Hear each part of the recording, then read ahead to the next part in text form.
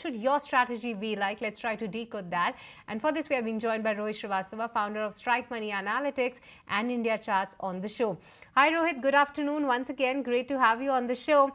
Index is indeed consolidating, Rohit, but help us understand that where do you see the index headed once this consolidation period is over, and how long this can continue as per you? Yeah, thanks for having me. And I think that we should be at the fag end of this congestion. The Nifty's been testing the 24,460 level, the support level, almost the third time now over the last couple of days, and that's quite a long period of consolidation that we've seen from the mid of May. So I think we should be at the end of it. Some of our short-term sentiment, indicators, like when we measure the number of stocks which are still in, buy mode on our RMI indicator, it's down to around 10% yesterday. That's typically a very good oversold reading in the near term. And this is just ahead of RBI's monetary policy tomorrow. So I think we are probably setting up for a rally into or after the policy meet is how it's looking. So we should be looking for some kind of a positive outcome or maybe even a surprise on the meet itself. But surely before that, the market seems excessively depressed, even though US markets have recovered from some of the tensions over the last couple of days. So our market is, showing that pressure. But what you also witness is some amount of rotation and participation in some of the other segment in the market. So you're not completely lost it because the broad market remains strong. That's one of the signs of health beneath the surface. I think the bigger problem is essentially in the Nifty, the large cap, very opposite to what most people thought, that large caps will perform, mid caps won't. What we are really seeing is mid cap, small cap performance, sector performance, but not so much Nifty. Hi Rohit, good afternoon. This is Ankita also joining in. Like you mentioned rightly, that the large caps are very range bound right now. They're stuck in a range, but it's the SMIDs that are really showing some strength here.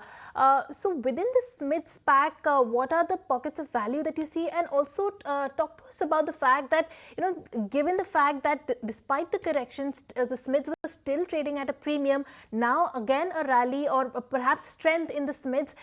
Is there time to be a little cautious there? No, I don't think so. So what you're getting is you're getting some proof of the pudding as well, which means that this quarter's results, when you actually look at it, they are far better than what you would have thought. They're actually leading in terms of earnings growth more than the Nifty group itself. So that is a very good sign because last year, from post June, I think after March, June onwards, we started to see a slowdown in the earnings growth rate, and it had sort of collapsed into December. And now we are seeing a rebound from there. So it's a sign that probably the corrective part of earnings growth, that cycle is probably complete, and you're seeing a pickup. And that is why you're also getting the outperformance. So pretty much backed by what is actually happening. So that is why I don't think that it's gone too far and time to switch off. I think it will just continue on a stock specific basis. You just need to get your themes right or stocks right.